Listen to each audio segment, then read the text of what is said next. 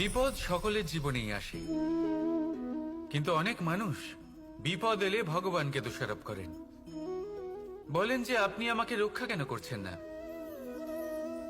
আপনার প্রতি আমার মনে অপার ভক্তি, সর্বদা আপনার জপ করি, তাও আপনি না আমাকে এই বিপদ মুক্ত হওয়ার কোনো পথ দেখাচ্ছেন, না এই বিপদ থেকে আমাকে বের করছেন।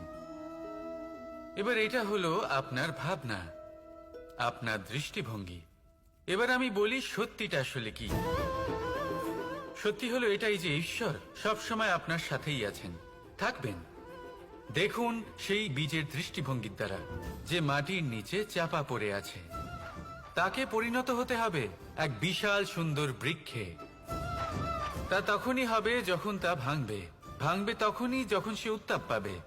উত্তাপ কোত্থেকে পাবে? সূর্যের তাপ থেকে।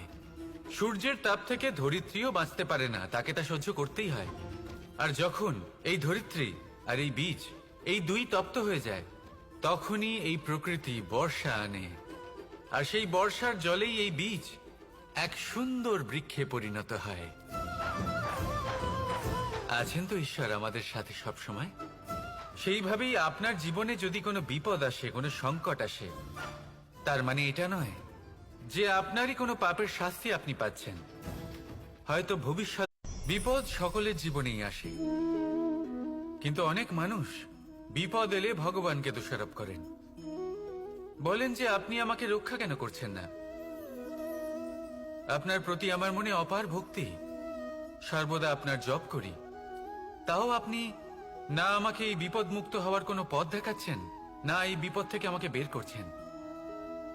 এবার এটা হলো আপনার ভাবনা, আপনার দৃষ্টিভঙ্গি। এবার আমি বলি সত্যিটা আসলে কি। সত্যি হলো এটাই যে ঈশ্বর সবসময় আপনার সাথেই আছেন, থাকবেন। দেখুন সেই বীজের দৃষ্টিভঙ্গির দ্বারা যে মাটির নিচে চাপা পড়ে আছে, তাকে পরিণত হতে হবে এক বিশাল সুন্দর বৃক্ষে। তা তখনই হবে যখন তা ভাঙবে, ভাঙবে তখনই যখন সে উত্তাপ পাবে। উত্তাপ কোত্থেকে পাবে? সূর্যের তাপ থেকে। সূর্যের তাপ থেকে ধরিত্রীও বাঁচতে পারে না, তাকে তা সহ্য করতেই হয়। আর যখন এই ধরিত্রী আর এই বীজ এই দুই তপ্ত হয়ে যায়, তখনই এই প্রকৃতি বর্ষা আনে। আর সেই বর্ষার জলেই এই বীজ এক সুন্দর বৃক্ষে পরিণত হয়। আছেন তো ঈশ্বর আমাদের সাথে সব সময়। সেইভাবেই আপনার জীবনে যদি কোনো বিপদ আসে, কোনো সংকট আসে, তার মানে এটা নয় যে আপনারই কোনো পাপের শাস্তি আপনি পাচ্ছেন। হয়তো ভবিষ্যৎ